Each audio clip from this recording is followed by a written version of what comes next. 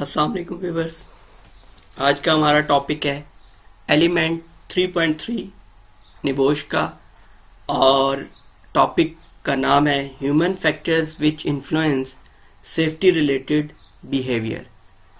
Lecture शुरू करने से पहले मैं ये बताना चाहूँगा आपको, ये NEBOSH international general certificate in occupational safety and health new syllabus का लेक्चर नंबर ओवरऑल 5 है, और element 3 IG1 managing risk understanding people and processes का ये लेक्चर नंबर 3 है। मतलब कि ये इस एलिमेंट का पार्ट नंबर 3 है। अब हम चलते हैं अपने लेक्चर की जानिब, जिसका टाइटल है human factors which influence safety related behaviour, कि वो कौन से इंसानी अनासर हैं जो असरअंदाज होते हैं safety related, health and safety से मुतल्लिका रवैयों के ऊपर, किस तरह से कि हम कैसे हेल्थ एंड सेफ्टी में बिहेव कर रहे हैं, किस तरह से हमारी अप्रोच है, उसके अंदर कैसे वो असरअंदाज होते हैं, तो वो हम इस एलिमेंट के अंदर देखेंगे। अच्छा जी, सबसे पहले human factors influencing safety related behaviour में तो आप देख रहे होंगे कि ये एक सर्कल मौजूद है जिसमें बिहेवियर के साथ 3 चीजें मौजूद हैं। एक ऑर्गेनाइजेशनल फैक्टर्स, एक जॉब फैक्टर्स और एक इंडिविजुअल फैक्टर। तो बेसिकली मेनली 3 फैक्टर्स हैं जो इन्फ्लुएंस करते हैं सेफ्टी रिलेटेड बिहेवियर को। एक ऑर्गेनाइजेशन फैक्टर, एक जॉब फैक्टर, और तीसरा है हमारे पास इंडिविजुअल फैक्टर है। आगे चल के हम इन्हें 1 बाय 1 डिस्कस करेंगे कि ये कैसे। अब सबसे पहले नंबर पे आता है ऑर्गेनाइजेशनल फैक्टर, कि ऑर्गेनाइजेशनल वो कौन से अनासर हैं जो सेफ्टी रिलेटेड बिहेवियर के ऊपर असरअंदाज हो सकते हैं। सबसे पहले सेफ्टी कल्चर, जो हमने पहले पढ़ा कि सेफ्टी कल्चर पॉजिटिव है या नेगेटिव है, तो ये बहुत गहरा असर छोड़ता है वर्कर के बिहेवियर के ऊपर। Then we have commitment and leadership from top management, कि हमारी टॉप मैनेजमेंट कितनी, जो ऑर्गेनाइजेशन की टॉप मैनेजमेंट है वो हेल्थ एंड सेफ्टी के लिए कितनी कमिटेड है। रिसोर्सेज अवेलेबल, उसके बाद हमारे पास ऑन ग्राउंड क्या रिसोर्सेज अवेलेबल हैं जिनको ब्रूए कार लाते हुए हम health and safety management system को बेहतर कर सकते हैं। देन वर्क पैटर्न, काम करने के तरीके कार वजह किए जाएं कि कौन सा काम किस तरीके से आपने परफॉर्म करना है। कम्युनिकेशन, और कम्युनिकेशन शुड बी इन 2 वे, कि आप वर्कर को बताएं और फिर उसके बाद वर्कर का फीडबैक भी लें।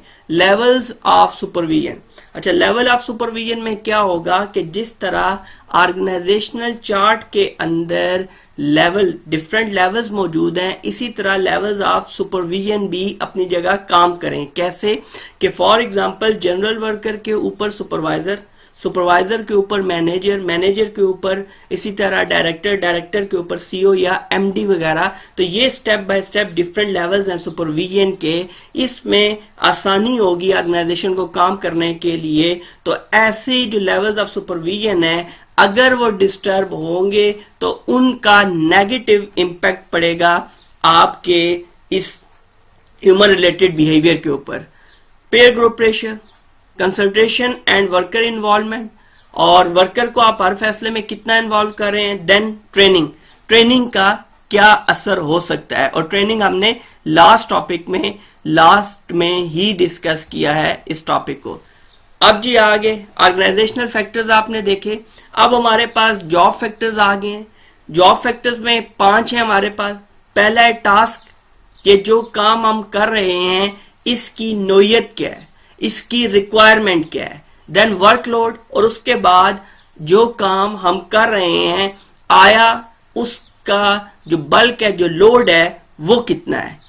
उसके बाद इन्वायरमेंट, जिन वर्किंग कंडीशंस में हम काम कर रहे हैं आया वो सूटेबल हैं या कि नहीं। फॉर एग्जांपल एक ऑर्गेनाइजेशन में हार्ड इन्वायरमेंट है, किसी गर्मी पड़ रही है, तो ऐसी सूरत में इंडिविजुअल का बिहेवियर ऑटोमेटिकली डिस्टर्ब होगा।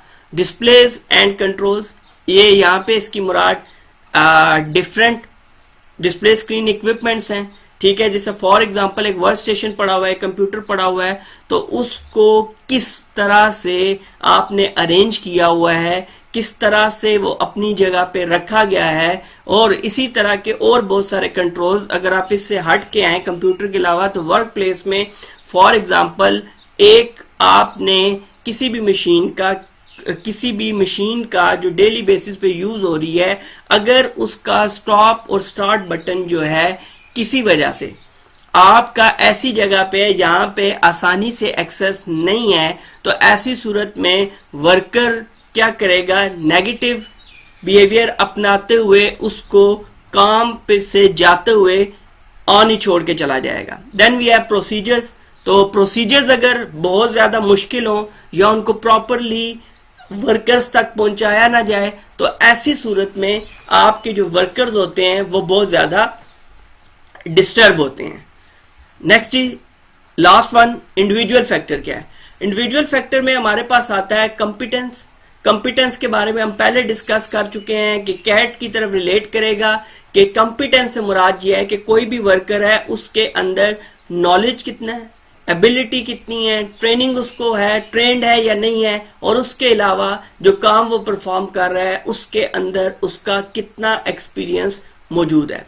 नेक्स्ट इज स्किलफुल कितना है, पर्सनैलिटी के लाइक ये उसकी एक तरह से इंटरपर्सनल स्किल है कि वो बिहेव कैसे करता है। काम तो करता है लेकिन काम के अलावा वो वर्किंग रिलेशनशिप में कैसा है, या वो अपने साथ वालों के साथ कैसा है, या उस वर्क एनवायरनमेंट में वो दूसरों के लिए कितना हेल्पफुल है। एटीट्यूड जी, उसके बाद motivation, the thing that is making a person do what they do, rewards, incentive, positive और नेगेटिव। अच्छा जी, मोटिवेशन में क्या होता है, मोटिवेशन में आप अक्सर देखते हैं कि ऑर्गेनाइजेशन के अंदर रिवार्ड्स दिए जाते हैं, कुछ बोनसेस दिए जाते हैं, कुछ इंसेंटिव्स दिए जाते हैं, और कई जगहों पे क्या होता है कि इंसेंटिव्स के अलावा एक एप्रिसिएशन सर्टिफिकेट दे दिया जाता है, जिससे बाकी worker for example man of the month और एम्प्लॉय ऑफ द मंथ का जब सर्टिफिकेट वगैरह मिल जाता है, तो इसकी वजह से बाकी के वर्कर्स भी इस जानिब राग़िब होते हैं कि हम भी हेल्थ एंड सेफ्टी को अच्छे तरीके से इम्प्लीमेंट करें ताकि नेक्स्ट टाइम ये रिवार्ड या इंसेंटिव्स हमें मिले। नेक्स्ट जी एटीट्यूड, मैंने वहां पे इसीलिए इसको एक्सप्लेन किए बगैर मैं आगे बढ़ा, उसके पीछे रीजनिंग यही थी कि मैं यहां पर इसको पूरी डिटेल में डिस्कस करना चाहता था। एटीट्यूड क्या है, basically a person's point of view और way of thinking at way of looking at something, how they think and feel about it. मतलब एक बंदे की जो राय है या वो किसी चीज के बारे में क्या सोच रखता है, तो और वो उसको कैसा समझता है, कैसा महसूस करता है, तो ये एटीट्यूड है। बेसिकली आप सिंपली कह सकते हैं कि एक बंदे का, एक वर्कर का जो पॉइंट ऑफ व्यू होगा रिगार्डिंग एनीथिंग, एनीथिंग से मुराद ये है कि अगर वो वर्कर, हम हेल्थ एंड सेफ्टी की बात कर रहे हैं, तो हेल्थ एंड सेफ्टी से रिलेटेड जो उसका पॉइंट ऑफ व्यू है कि ये अच्छी चीज है, बुरी चीज है, जो भी उसका पॉइंट ऑफ व्यू है, वो हमारे पास एटीट्यूड आएगा। Can be change. अच्छा, पहली बात ये है कि अगर तो पॉजिटिव है तो हम कंटिन्यूस इंप्रूवमेंट की तरफ जाते हैं, उसको छेड़खानी नहीं करेंगे, उसको टाइम देंगे, वो मजीद बेहतर होगा। अगर उसका एटीट्यूड नेगेटिव है तो फिर उस एटीट्यूड को चेंज करने के लिए हमारे पास 5 चीजें मौजूद हैं। पहली कि एटीट्यूड चेंज कैसे होगा, एजुकेशन एंड ट्रेनिंग। हम उसको इसके बारे में गाइडलाइंस दें, इसके बारे में उसको ट्रेन करें ताकि वो इसकी इफादियत जानते हुए इसको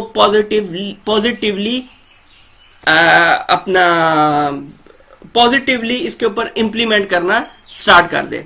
high impact interventions, high impact interventions ये होती हैं कि आप किसी को बहुत ज्यादा असर करने वाली चीजों से उस जानिब रागिब करने की कोशिश करें। For example, high impact interventions में अगर आप वर्कर्स को बिठा के एक दिन मंथ में बड़ी स्क्रीन के ऊपर किसी दर्दनाक या खतरनाक एक्सीडेंट की वीडियो दिखा देंगे, तो उसका भी उसके ज़हन पे असर होगा और वो चीजों को सेफली करने की हर दफा कोशिश करेगा।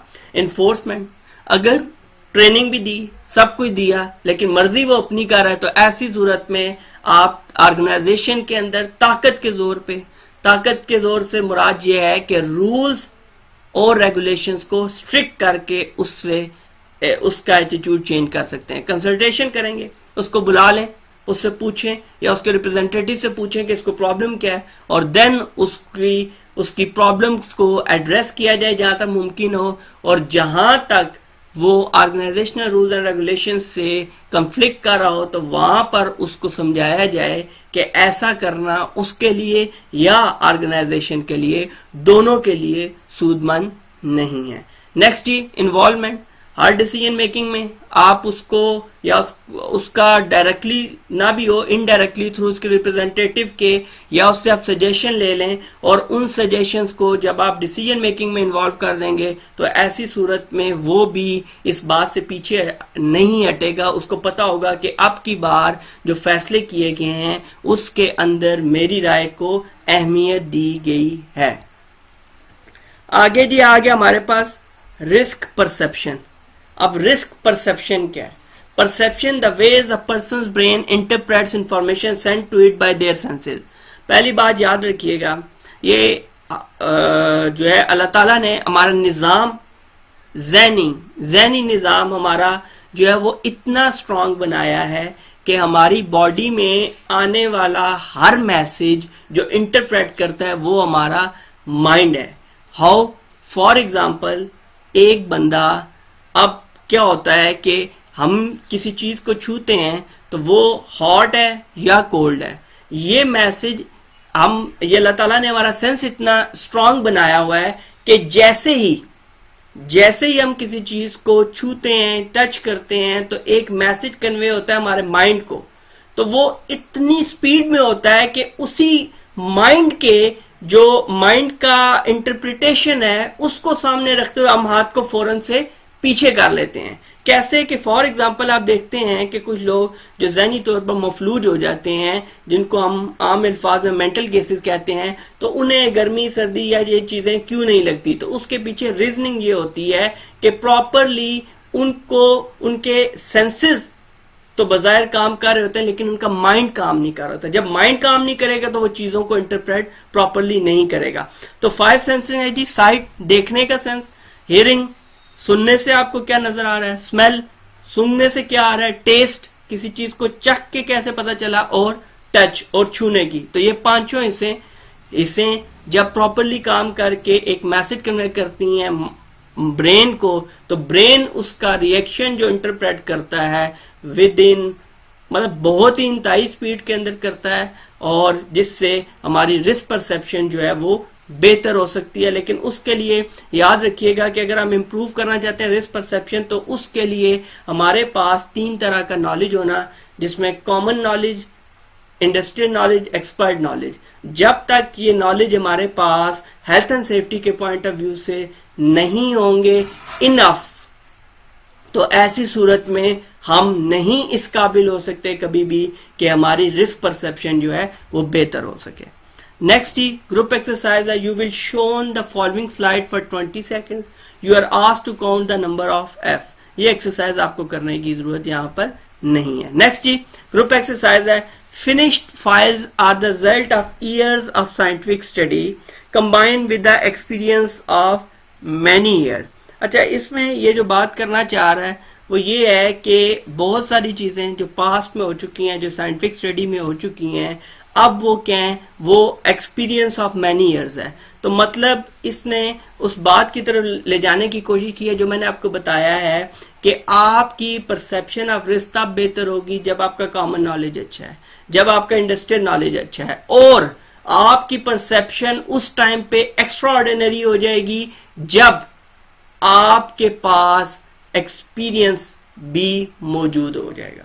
जब आपके पास एक्सपीरियंस मौजूद होगा एक काम को बार बार करके, एक काम को बार बार देख के, तो ऐसी सूरत में जो आपके पास एक्सपीरियंस नॉलेज आ जाएगा तो वो बहुत ज्यादा हेल्पफुल होगा आपकी रिस्क परसेप्शन के अंदर।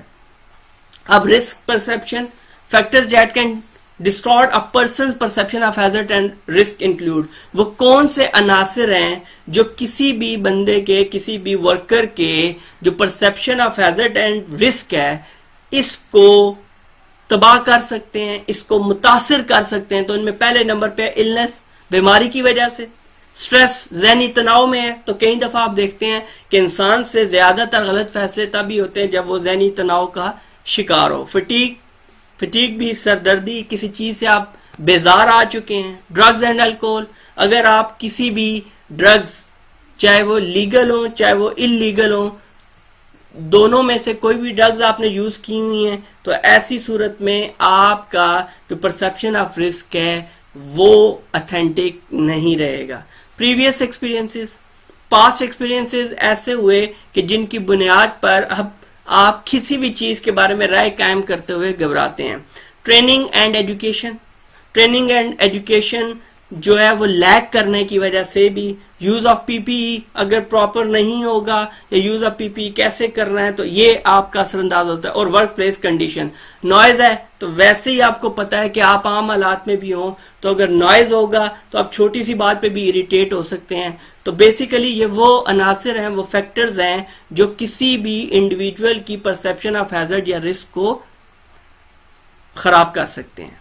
नेक्स्ट ये हमारे पास एलिमेंट 3.4 है और एलिमेंट 3.4 को मैं अभी डिस्कस नहीं करूंगा। उसकी रीजन ये है कि बड़ी स्मूथली इन लेक्चर्स को मैं लेके चल रहा हूं और आप देखेंगे कि नीबोश लेक्चर्स की जो सीरीज है वो बाकी कोर्सेज की निस्बत कुछ स्लो जाएगी। उसके पीछे रीजनिंग ये है क्योंकि इस कोर्स के अंदर ये एक लेवल 3 की क्वालिफिकेशन है और इसके अंदर हमें एक इनफ नॉलेज रिक्वायर्ड है इसको पास करने के लिए। इस लेवल पे पहुंचने के बाद, जो पास करने के अलावा इस लेवल पर पहुंचने के बाद हमारा नॉलेज लेवल उस हद तक होना चाहिए कि हम किसी भी चीज को, किसी भी पॉइंट को अच्छे तरीके से एक्सप्लेन कर सकें, अच्छे तरीके से समझ सकें और अच्छे तरीके से उसको इम्प्लीमेंट कर सकें। तो इंशाल्लाह बहुत जल्द इसका अगला पार्ट जब आएगा तो उसके अंदर हम रिस्क असेसमेंट का टॉपिक डिस्कस करेंगे और रिस्क असेसमेंट का टॉपिक बहुत ज्यादा डिटेल में डिस्कस करेंगे। उसके पीछे सॉलिड रीजनिंग क्या है मैं पहले आपको बता चुका हूं कि occupational health and safety management system के अंदर हेल्थ एंड सेफ्टी पॉलिसी को फाउंडेशन, बुनियाद की अहमियत हासिल है। तो इसी health and safety management system के अंदर रिस्क असेसमेंट को बैकबोन की हैसियत हासिल है। अगर रिस्क असेसमेंट नहीं होगी तो टेक्निकली जो एक्टिव अप्रोच है हमारी कभी भी स्टार्ट नहीं हो सकती विदाउट परफॉर्मिंग और कंडक्टिंग रिस्क असेसमेंट। इस लेक्चर के लिए इतना ही। बहुत जल्द आपसे किसी और लेक्चर में मुलाकात होती है। तब तक के लिए अल्लाह हाफिज।